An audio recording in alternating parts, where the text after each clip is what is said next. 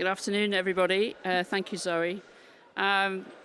It's lovely to see you all, and thank you very much to the panelists who are going to engage in a really important and interesting conversation. I, unfortunately, am doing one of those very rude COP things where you come in, you say something, and then you duck out. But it's not for a lack of interest or commitment to the issues. So I don't think you need me to tell you how important the next 5 years are in terms of using precious public finance in the most targeted ways in order to deliver on the ambition that we will see in the NDCs that will be published over the next year, and the public finance at the very heart of the commitments in Articles 2, 4, 6 and 9 of the Paris Agreement that are the subject of such important negotiations here in the NCQG. Public finance, of course, is a precious resource linking the citizenry of the global north to the citizenry of the global south. One of the most important political and practical transmission mechanisms of global solidarity. I think it's important as the UK coming here, showing up, which as Woody Allen said was a very important part of leadership, and making a very big commitment in the publication of our NDC, or the announcement of our NDC yesterday, an 81% reduction in emissions by 2035 over 1990 levels. That commitment you will see as this new government continues, you will see that commitment expressed in the way in which we use our public finance multilaterally, and we have a big announcement to be made on our contribution to IDA in the next few weeks. You'll see that in the way that we work on MDB reform and IMF reform as part of the international financial architecture to make it bigger, better and bolder, but also fairer. And you'll also see this in the way in which we steward BII forward, working closely with the board and with the new CEO, and also our pride in the achievements of the Private Infrastructure Development Group. So whether it's bilaterally, through our aid programs and through the programs that we use to fund things like CETP, but also in the way in which we use our bilateral development finance and the way in which we use our multilateral development finance, you'll see us really try to work on the effective and efficient deployment of public finance for the maximum. And the maximum is really about leveraging the private sector. Yesterday, we were really proud to stand up on the stage and announce that the market mechanism of the climate investment funds will now be listed on the London Stock Exchange, allowing the CIF to raise 7.5 or around about $7 to $7.5 billion for immediate investment then in decarbonising industrial projects. Now, that's basically a bond issue off the high-performing portfolio that the CIF has. So there are immediate applications of that mechanism to potentially down the line the GCF and others.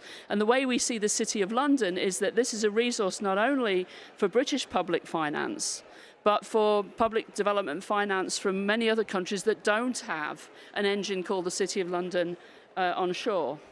So as we settle in as a new government, I think you'll start to see this kind of creative approach, which brings me to why we're here today, which is the need for collaboration and the need for really using our public finance to pursue our priorities.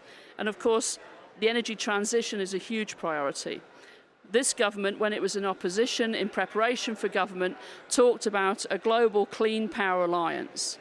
The idea that there could be a political coalition of countries that are committed and implementing net zero strategies that could come together and provide an additional sort of boost to unblocking the blockages in the financial supply chain that means that we don't see the flows of finance into emerging markets and developing economies for the energy transition that we want. So even if we raise the trillions that we've talked about and talked about today in the launch of the third report of the high-level group stewarded by Lord Stern and Vera Songway. So even if suddenly we waved a magic wand and we had trillions of dollars tomorrow, there are very real reasons why that doesn't flow. There are very real reasons why we don't have the project pipeline and we don't have the regulatory frameworks either for the capital markets or for the energy transition in many of the countries which so desperately need it. So the idea behind a Clean Power Alliance is that a vanguard group of like-minded leading countries would work together really sort of in a campaigning and task force way to try to unblock the blockages to these kinds of things so that the finance that we're all involved in mobilizing will not only be able to flow but have impact. We've learned a lot that we're applying to this from the Clean Energy Transition Partnership. The signatories to the CETP have already decreased their international public finance for fossil fuels by 2/3, and on average, right, across everybody since the partnership was launched. And that's extraordinarily important because we focus on the green that has to be done, but you have to exit the previous approach. And I'm excited today to announce that the CETP, in partnership with this Clean Power Alliance, is publishing a Clean Energy Action Plan which sets out how the CETP members will scale up and enhance the quality and quantity of international public finance for clean energy in emerging markets and developing economies. As the chair, the UK will champion this vital work, and including through the UK export finance, we will hope to provide $10 billion worth of clean growth finance by 2029 in low and middle income countries. So I want to conclude by just saying a little bit about the context here at COP29. We can only do this together. And there's a huge focus on the fact that maybe not everybody is in that used to be in, and but perhaps the strains of the sort of geopolitics mean that collaboration is more difficult. But honestly, multilateralism, working together, is hard. And it means you have to put one foot in front of the other and then put the next foot in front, and you just keep moving forward. And when we think about all of the issues that we have to work together on as humanity, in climate change, we do work together. We all come here. We work together on the boards of minilateral and multilateral funds. We work together on the boards of the MDBs and the IMF and the WTO. And climate is one of those protected spaces where we are finding ways to work together because it is so important and because we've run out of time. And at the heart of that is the way in which we collaborate to use public money effectively, to steward it so it can produce results, so that solidarity between people is strengthened, and so that we leverage private sector finance. The people who are going to come up onto this stage now while I leave are all in the daily business of making public finance efficient, effective, and impactful, and for that we're truly grateful. Thank you very much.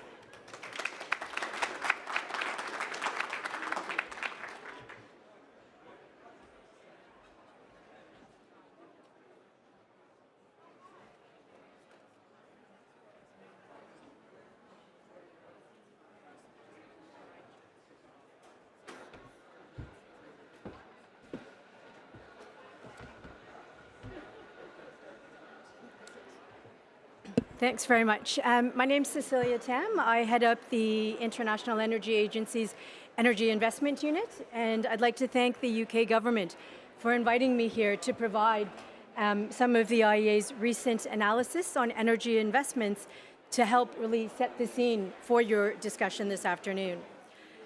So let's start by taking a look of where we are today. This year, for the first time, we are reported that the world is set to invest over $3 trillion in the energy sector. Global clean energy investments, which you see here in green, have risen sharply over the last decade. And for every dollar invested in fossil fuels today, the world is investing $2 in clean energy. This growth is encouraging, but below where it needs to be in a net zero scenario. By 2030, clean energy investments will need to reach 10 times that of fossil fuels to be aligned with net zero investments. If we look regionally, we see a growing imbalance in clean energy investments that is particularly worrying. With advanced economies and China, shown here in dark green and light green, accounting for about 85% of all clean energy investments. This leaves just 15%, or about 280 billion of the nearly 3 trillion invested in clean energy around the world, flowing to emerging and developing economies outside of China, despite that this part of the world accounts for about 2/3 of the global population. Clean energy investments in developing economies remains more or less stuck at 2018 levels, despite seeing some bright spots in countries such as India and Brazil, by far the largest developing countries for clean energy markets. Over the next decade, you can see here that the growth in investments in advanced economies and China more or less needs to double in a net zero world. But in emerging and developing countries other than China, this increase needs to hit more than 6 times where they are today. This is both a huge opportunity to transition economies, improve energy security, and support sustainable development, but also a major challenge to increase capital flows by such a large factor. Later today, just next door, we'll be releasing at the Brazil Pavilion a new roadmap that was prepared under Brazil's G20 presidency. This roadmap aims to build consensus around the actions that can be taken to increase by 6-fold the capital flows to the developing world, or hitting about 1.8 trillion in investments by 2035, which is what's going to be necessary according to the IEA's net zero scenario. So why have we not seen investments in developing countries grow as much as they need to? One of the main issues is the high cost of capital in the developing world. Here you see the data for the cost of capital for solar and storage projects in advanced economies.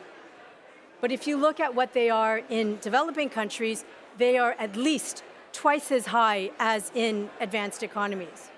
Now, there are really 2 sets of issues that push up the cost of capital in developing countries. First, we have a broad set of country-wide risks. This includes the rule of law, sanctity of contracts, currency risks, and ease of doing business. But we also have energy sector-specific issues around the quality of regulation, the availability of transmission capacity, reliability of payments from domestic off-takers, and these project and sector-specific elements account for about 20 to 30% of that higher cost of capital in emerging and developing countries. Now, turning a little bit to the findings of the roadmap, let's unpack a little bit that 1.8 trillion investments that needs to happen over the next decade into a bit more manageable segments. In green, you can see here that about 40% of all of the investments, about 800 billion, fall under what we are terming as privately led investments, where the private sector can lead the way and only limited public funding is needed to help support scale-up, primarily for structuring. In yellow, you see that the vast majority is for what we're calling facilitated interventions, just over 900 billion.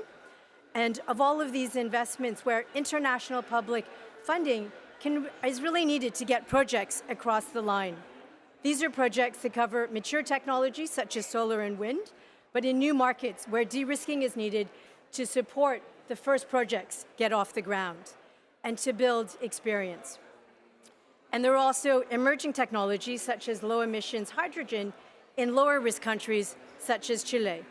The remainder, or just over 100 billion, can be categorized as publicly driven investments in high risk and unstable countries where commercial capital is pretty much absent, or for nascent technologies such as CCUS.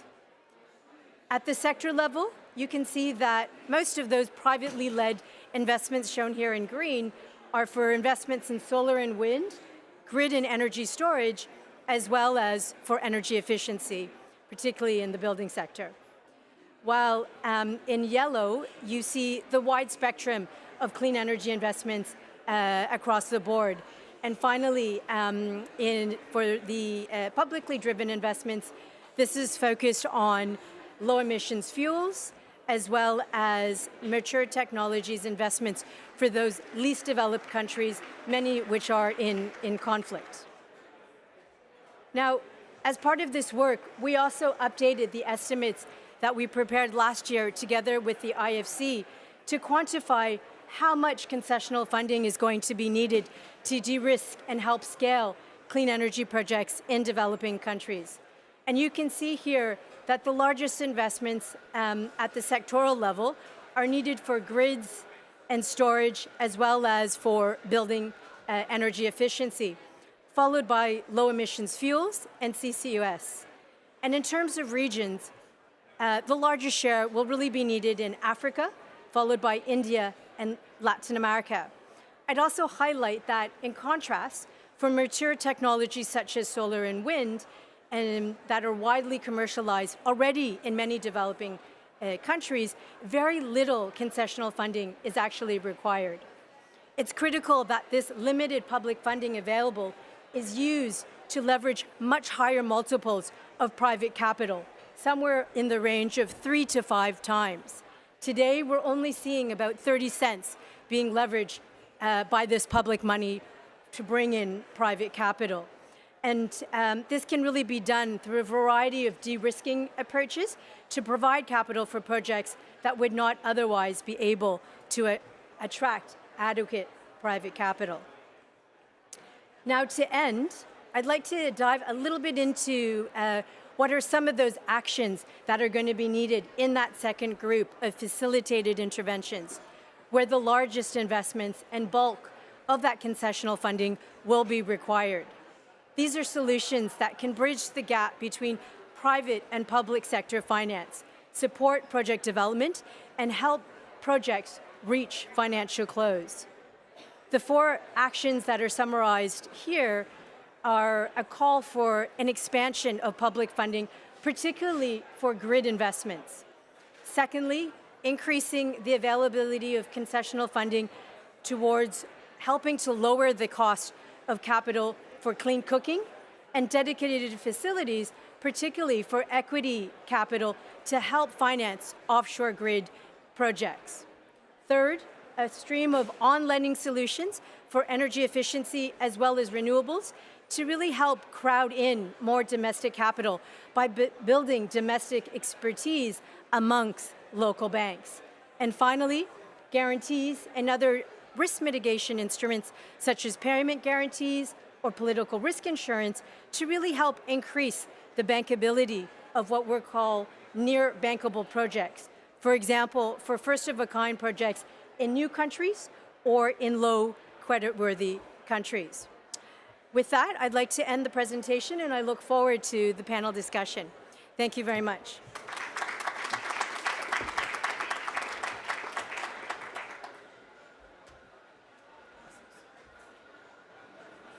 Thank you very much to Rachel and Cecilia for that really, really clear and urgent call to action just now. We've all heard over the course of this week, and will continue to hear, how we need to be bringing more international public finance into emerging and developing economies. The Clean Energy Transition Partnership, which we launched at COP29, is very much focused on this challenge. So that's why we're so proud to have launched the Clean Energy Action Plan today, setting out how members are planning to rise to that challenge and to improve the quantity and the quality of international public support for clean energy in EMDEs. The action plan sets out 3 sets of areas that members are going to be focusing on. So firstly, stepping up targeted and accessible finance and working towards a joint CETP member ambition for international public finance for clean energy in EMDEs. The second area is demonstrating the impact of the CETP through improved transparency and communication around our offer. And then the third is supporting capacity building efforts. And in doing that, we're going to be working very closely with initiatives across that international ecosystem, including the Global Clean Power Alliance, which Rachel was speaking about earlier, and the Just Energy Transition Partnerships, which I'm hoping that we'll be talking about a little bit more. So without further ado, I am very, very proud to introduce this brilliant panel to talk in more detail about what this means for CETP members. So first of all, I would like to introduce my colleagues on the panel, Hans Olav Ibrek from the Government of Norway, Edward Amoya from the East African Development Bank, Bertolt Gerke from the Government of Germany, Kristen Tilley from the Government of Australia, and Stephen O'Driscoll from the European Investment Bank. Thank you so much for joining us.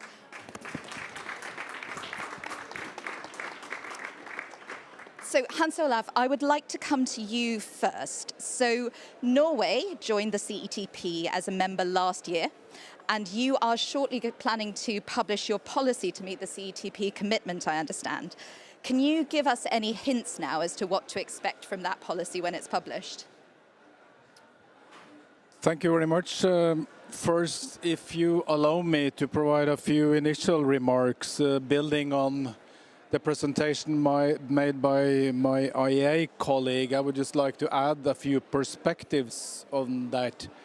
Of course, it's quite clear that we are not investing enough and the needs are large.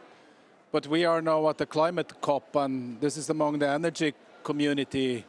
And I'm quite sure that in other parts of the world, other sectors are sitting discussing the same, and they all have great needs.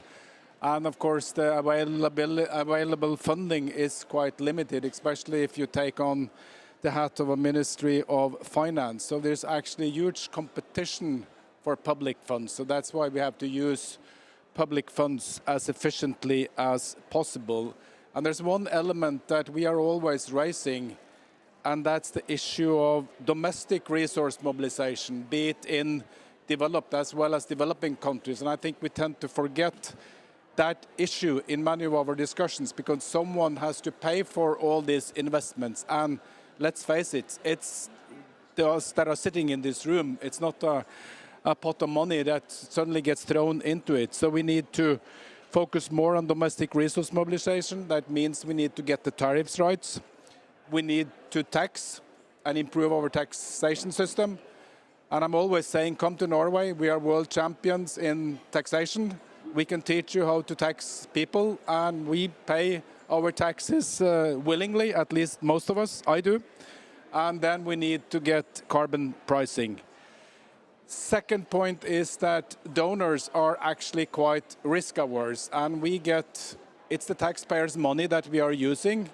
And at least in my setting, the Ministry of Finance is quite risk-averse when it comes to using public resources, especially if we want to tap into additional resources beyond the ODA budget.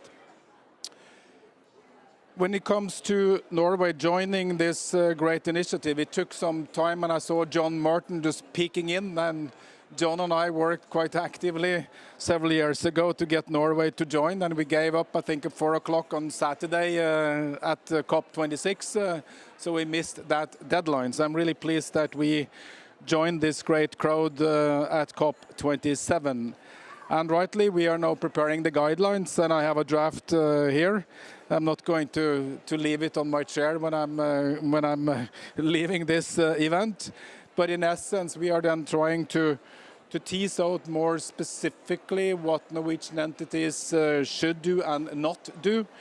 I can say that from the development cooperation side that we have been aligned the whole time because we are only supporting renewable energy. The issue for us has been basically get the export credit agencies in line, and that's an international process that we are all involved with, and I'm quite sure our colleagues will address that issue as well.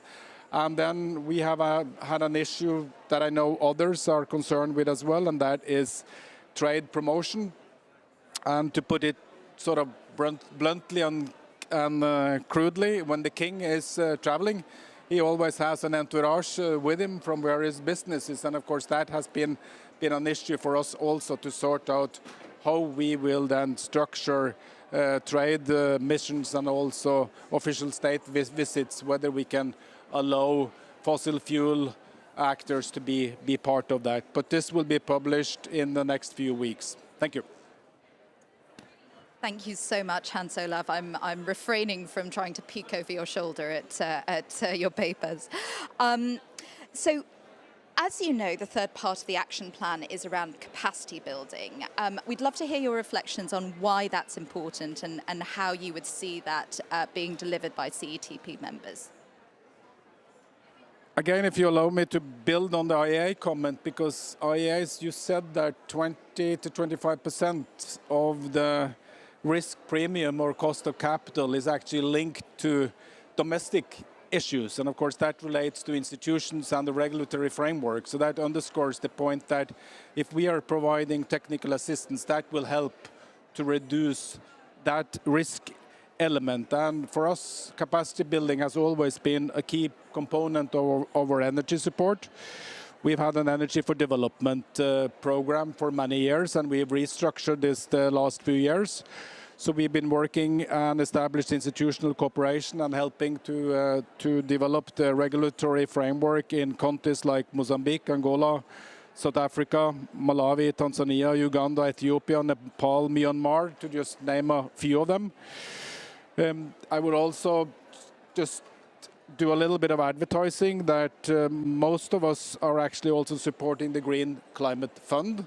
And the Green Climate Fund has actually the largest capacity building program of all entities. And I think it's important that we look into how the Green Climate Fund's readiness program can be used better to facilitate private sector investments. And then, of course, most of us are also supporting UNDP and the UN system, which in my view has a clear responsibility and a clear role to play in providing capacity building. And then, if I allow me on the NDC partnership that many of us are also supporting, that is also an entity that can help to develop the NDCs and the capacity that you need in order to develop a good NDC. Thank you so much. Edward, building on that last point, I'd like to come to you next. A key aspect of the action plan is around collaboration and the importance of open dialogues between donor and recipient institutions. What are your reflections on how we can build that collaboration and why it's important? Thank you very much for giving me this opportunity. The East African Development Bank is so proud to be part of the Clean Energy Transition Partnership. And we know it's through collaboration that we can achieve the great points that are listed in the action plan. How can we do that? The bank is already collaborating with the governments, within the East African region. So with that, we can engage the private sector. We can engage all the other key partners in the transition.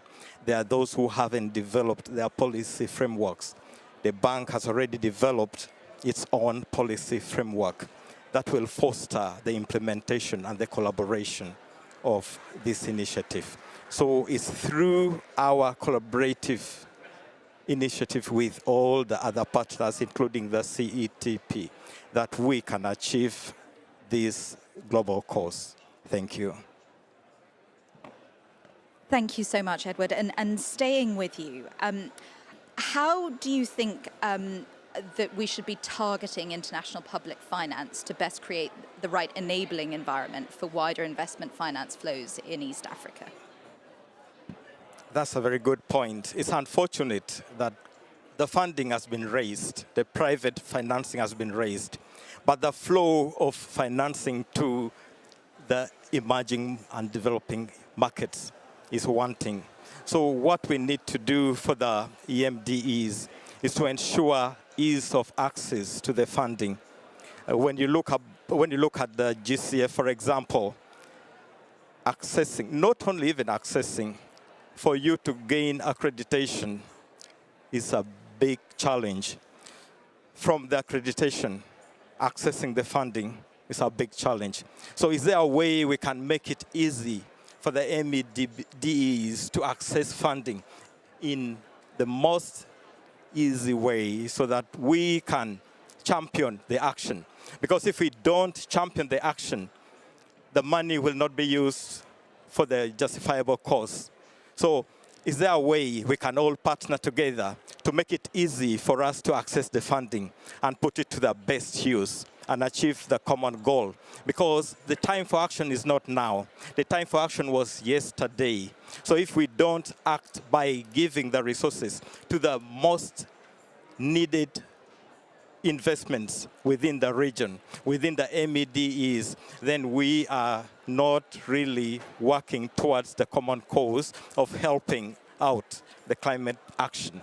So I urge all the partners who are raising the funds, who are mobilizing the funds, who are sitting on the funds, to make sure we access them easily. Thank you very much. Thank you, Edward. That was a very powerful call to action for everybody, I think, in this room. Bertel, that's quite an act to follow. I'm coming to you next.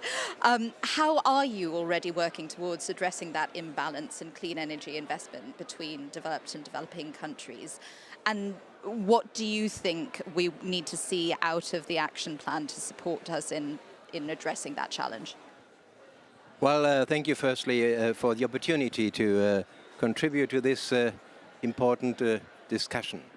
Dear colleagues, dear ladies and gentlemen, let me start by underlining the success story we initiated with signing the statement 3 years ago in Glasgow. Implementing the statement shifted standards in many of the work of governments, although we must also admit that it has not yet been fully implemented in all signatory countries. One can see the results of our joint efforts, for example, in the recently published data of E3F, the initiative, and in 2022 and 2023, finance for fossil fuels across the group has dropped, while the volumes for climate-positive transactions have been increasing, both significantly. I think that is a very encouraging aspect, but as we saw in the presentation, the world is still far away from the needed investment levels for the net zero transition. And as you stressed in your question, investments are not all spread equally across the countries. Within our government in Germany, several ministries are jointly, I stress that, jointly working on this topic, backed by many experts and billions of public finances. So I'm looking forward to discuss that more in detail in the course of the next hour. Thank you. Thank you. And Germany has been very involved in many of the just energy transition partnerships. Given how scarce grant resource is and the need to target that grant resource at very much the poorest countries, how do you see public finance offering unlocking broader investment flows? Are there any particular lessons that we should take from the just energy transition partnerships? Well, thank you for the opportunity. Can you hear me? Yes? Okay. Thank you for the opportunity, well, to proceed with this, very important question, and many others are actively working on that. But in 2015, we agreed in Paris to align financial flows with our joint mitigation and adaptation targets in the long run. Despite our national efforts, Germany is supporting countries internationally on this agenda with technical assistance. For example, firstly, set up institutions. Secondly, develop capacities. And thirdly, financial products and sustainable financial agendas. Those catalytic efforts of establishing and greening national and local banking systems are an important precondition for mobilizing private investments. At the same time, as we all know that it is highly important to set the right enabling frameworks, we have seen that also in the presentation, such as favorable policies for renewable energy development. I think that is very important. You have to build up, or you have to develop the framework so that the money that you want to spend, well, it can go to into the right direction. Therefore, many of our bilateral and multilateral activities are focusing on framework conditions.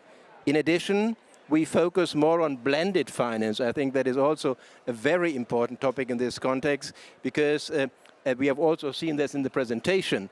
Public finance is not able to fulfill the needs of investment that we have seen in different studies. So public funds are limited, and therefore we need to use them very efficiently and effectively, as Rachel also has pointed out in her initial speech here.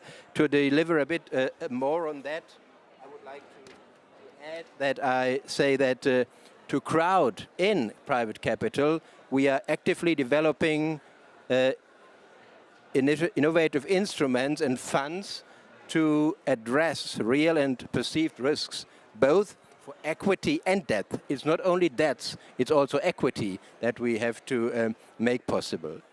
At the moment, we are investigating guarantee instruments as potential tools to address risks, to give comfort to investors and stimulate investments. We all know how powerful guarantees are in the export credit space. However, also outside the export credit world, guarantees can be an effective instrument for financing the green transition. In order to better understand and overcome the current limits of the use of guarantees, Germany has launched the Green Guarantee Group at COP28. This group is designed as a marketplace of ideas on green guarantees, open for further participants, and works, among others, on identifying lighthouse projects. So that is what I would like to highlight here in the course of this discussion. Thank you. Thank you, Bertold, and we're really excited to see some of the innovations coming out of all of that work. Kristen, coming to you next. So the UK has endorsed Australia's COP31 bid, and we know that clean energy finance is a really important topic at this COP, but I think at all COPs. So as a CETP member, how would a potential Australian COP31 presidency take this priority forward? Thanks very much, Julia. Thanks for the question and for the invitation to be here. And before I answer that question directly, can I echo some of the things Hans Olav said, which is, you know, we were politely, respectfully, but consistently advocated, lobbied by the UK government over a period to join CETP, and I'm really pleased that last year we were also able to sign on, and much like Norway, we're in the very final stages of implementation development for, I think, 5 December is our timeline in which we have to start implementing CETP. So we've been busy getting all of our ducks in order for that, and have appreciated the advice and guidance from the UK and others about ways to do that. Look, in terms of the question about COP31, and thanks also for the UK's support for our bid, I do just want to say, in case anyone's not aware, we haven't won the bid yet. And so while a lot of people say, I'm looking forward to coming to Australia for COP31, I hope you do, but we do need to win the bid first, which we haven't. What the Australian government has said is, in bidding to host COP31, we intend to do it in partnership with our Pacific nation colleagues. And we have the support of all Pacific nations in that endeavour. And that's the other caveat, which is because we have said we want to host COP31 in partnership with the Pacific, we as Australia have been reluctant to say, and therefore here's what it will focus on, without having that agreement with our Pacific partners first. So we are discussing, in parallel with trying to win the bid, we are discussing with the Pacific what a Pacific COP should prioritise and seek to achieve. And while, again, I don't want to get ahead of where further conversations with the Pacific will land, what is absolutely evident from the initial conversations we've had, and this will be unsurprising to many of you, is that 1.5 needs to be very much in focus across the board in how we deliver a Pacific COP. And so I think actually this whole initiative, clean energy transition globally, but then the financing that supports or hinders that, I would expect be very much a relevant complementary thing to focus on. The other thing that I just reflect on, when you're looking at the prospectivity of hosting a COP and you're thinking about what the runway is between now and COP31 in 2 years, it's really, I think quite important that with next year's COP arguably being the ambition COP, where all of the next NDCs come forward, there'll also be this sort of increasing, let me call it pressure, that in 4 years' time, from 2026 to 2030, countries are increasingly realising whether or not they're on track to meet their 2030 targets, and that's factoring in their thinking around the levels of ambition for 2035 targets as well. So at least sort of in the unofficial conversations I'm having with Australia, with Australian colleagues, but other countries, we're kind of thinking at this point that COP31, if you look at COP30 as an ambition COP, it would make sense that COP31 is an implementation COP. So we've set new ambition. Hopefully that's all aligned with 1.5 for 2035, but we're 4 years out from delivery of 2030 ambition. And so successes and challenges in implementation, I think, will naturally be something that all countries are thinking about. So to bring it back to 1.5 and how clean energy transition and finance plays a role, I think the sort of the opportunity around COP31 will be how can we share successes and challenges and support to help the countries where it matters most successfully transition their economies. G20, to deliver 1.5, it's G20 countries first and foremost. But from Australia's part of the world and where a lot of our climate finance goes, it's thinking about Southeast Asia and a really stark awareness that is if we as Australia, but certainly the global community and the G7, can't support Southeast Asia to get on a 1.5 aligned energy transition pathway, then we're in real trouble as a global community beyond 2030. So again, I don't want that all written up as here's what Australia plans to do if it hosts COP31, because we are going to consult much more with the Pacific about their objectives, but that does feel like a natural alignment to me. Thank you, Kristen. And I'd love to pick up on that partnership piece and all of the work that you've been doing in the Asia-Pacific region in order to support the clean energy transition. Are there any particular lessons that you think members more widely of the CETP could benefit from in how to successfully support partners in that transition? Yeah, look, I think in Australia's own perspective, and I really want to stress where, in the Pacific, we're the largest climate finance partner. In Southeast Asia, we're not. We're a, sort of middle of the rank donor and climate finance donor in the region. So we're not, really influential and significant compared to others. But certainly what we have learned is the needs in Southeast Asia are less around can you provide grant-based funding to build the renewable energy alternative generation compared to fossil-based? It's actually, we need such a large scale of funding that really it's private sector led, it's private sector majority that needs to fund that, but public financing from governments needs to unlock and draw much more confidence for the private sector to invest. So one of the new initiatives we launched in Australia earlier this year was a $2 billion financing facility that really is about taking positions of first loss or equity or guarantees in the clean energy transition in Southeast Asia to encourage Australian investors to then quickly come in with finance in projects that are not yet commercial in and of themselves, but with that sort of public funding backing can tip a project over the line to get the private sector to come in. So I think that's sort of the space in which we, but certainly other donor countries, should be looking to invest in Southeast Asia. Thank you, and thank you for setting us up perfectly to bring in Stephen. So Stephen, one of the unique aspects of the CETP and the action plan is the fact that it addresses the whole of the public finance space. But as we just heard from Cecilia, we need a pretty exponential increase in investment in EMDEs. So we basically, to borrow a quote from my colleague on a panel earlier, we need to make 2 + 2 = 5 or even 50. And private finance is really the holy grail in that transition. So what are your reflections on sort of successfully deploying blended finance solutions in order to mobilize that clean energy finance? Very good question. Thank you for having me, Julia. And let me say how much I'm looking forward to coming to Australia for COP29.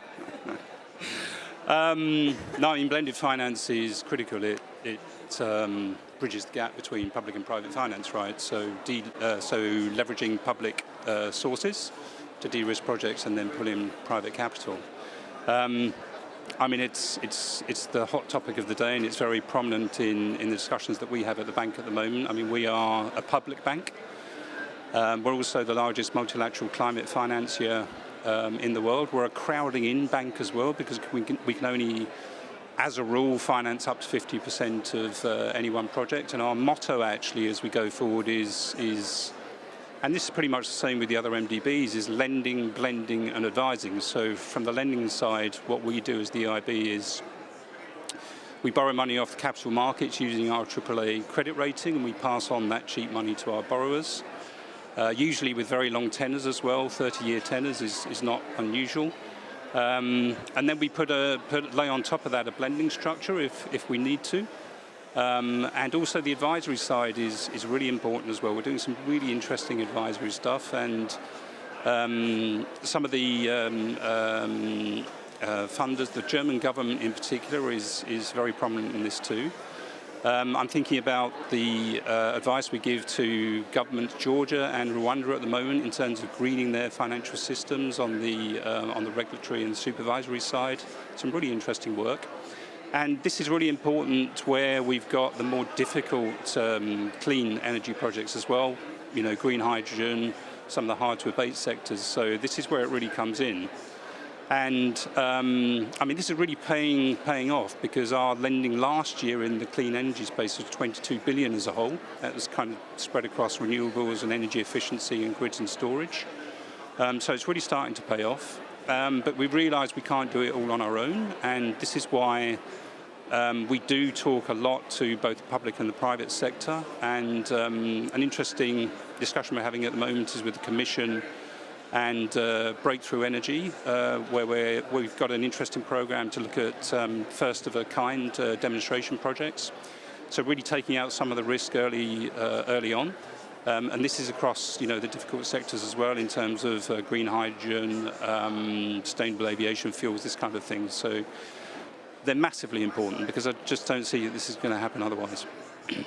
Thank you, Stephen. And just very briefly, because I would like to take a few questions from the floor if we have a couple of minutes, but just thinking about the parts of the ecosystem on this panel, do you see opportunities to work also with MDBs, DFIs, and then other parts of that kind of government-backed public finance space in delivering the transition? Yes, of course. I mean, we're all kind of chasing the same goal. And I think it was Rachel alluded to the MDBs working better together as a system, bigger, bolder, better. That's been a very active debate. And we issued our joint statement yesterday. I'm not sure whether people are aware, but this is about how we're going to do that. Some very significant climate finance goals we've set ourselves out to 2030. And also what we want to do is, rather than just concentrating on volumes, we'd like to make sure that the volumes that we do provide have the right level of impact. So we issued a common approach paper on metrics, outcome metrics, and also country platforms is something that we want to get involved in. So that's about working together up alongside government, early stream, policy development, this kind of thing. So country platforms is key for us as well moving forward. Thank you, Stephen. So we have time for a couple of questions from the floor. What I'll do is I'll take a couple in the round, and then we can hopefully sort of wrap those up with the panel. So I think we have one over here. Don't know if there are any mics. Thank you. Sorry. Yeah. Hello. Can I? Yeah, my name is Dr. Uchenna Onizu. I represent Institution of Environmental Sciences. I was interested in the domestic resource mobilization, which I think we should put a lot of emphasis on. Those of us from the developing countries, we always look forward to the paychecks or the handouts from developed countries. And of course, we know that some of these conditionalities that hinder access to some of the public financing for climate change will be reduced if we'll emphasize on domestic resource mobilization, because when we do that, we also set the conditionalities for access, considering our different cultural backgrounds and our understanding. So the orientation for assessing most of these public finances for climate change adaptation or mitigation seem to be difficult, because we don't really understand some of these conditionalities. But if we decide to emphasize on domestic resource mobilization, where we tax ourselves towards this addressing climate change issues within the developing countries, that will help a lot. So I would like to see if I can hear more on that, to see how we can start mobilizing locally to really address climate change issues. Thank you. Thank you so much for that. Any other comments, questions, or observations? Final one over here, I think. Thank you. And just very, very quick, if you don't mind. Hi, yes. It's Fraser Blunt from Ariel Green. We're a clean energy technology performance insurer in the Lloyd's of London syndicate. We cover clean energy investment insurance, which could be part of the de-risking of the investments. It wouldn't cover things like political risk, but it would cover the first of a kind and emergent technologies. Is that something that you're actively considering? Thank you. So what I'm going to ask is for just one closing reflection, one sentence only from each of our panelists before we then move to closing remarks from our final speaker. But just very briefly from me on the role of insurance, I completely agree and would love to work more with the insurance sector in order to sort of understand how we can make that happen. Stephen, can we start with you and then we'll work this way, reverse the order. Just one sentence each, please. One sentence, very much behind the plan and looking forward to reading it in more detail and getting behind it. Thank you. Just in response to the point about insurance, yes, we absolutely think that's a fundamental part of how you drive more investment, and as part of our $2 billion facility I mentioned, we can provide insurance through that as well. Well, one sentence with regard to the conditionalities. Well, we know that, and as I tried to point out, is that we don't only have to look at managing debts, but that we also have to look to giving more equity, and I think that is an important approach in this direction. And with regard to the importance of clean energy insurance, I would like also to support this concept. Thank you.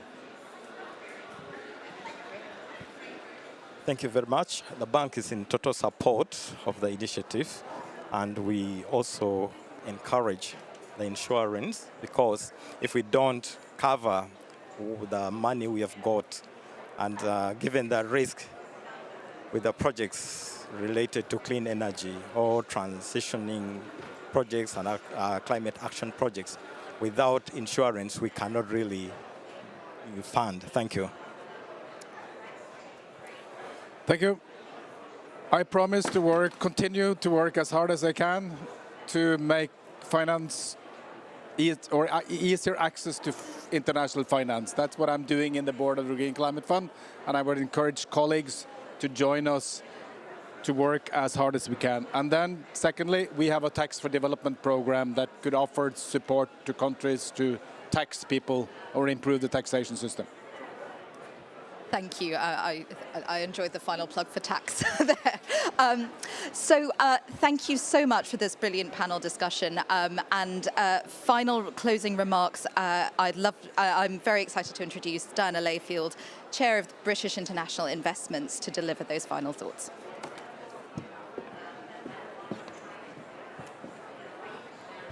So you'll be delighted to know I have about 20 seconds, so I'll be pretty brief. I think what you've heard from this excellent panel and the early speaker is that the short summary is good but not good enough. I think there has been huge progress, but you see particularly in the EMDE space a really big gap in financing that we need to plug. I was slightly alarmed by one of your slides, which had DFIs as the lead responsibility on almost everything that was needed in future, but we, as DFIs, will obviously do our best to continue to step up in this space.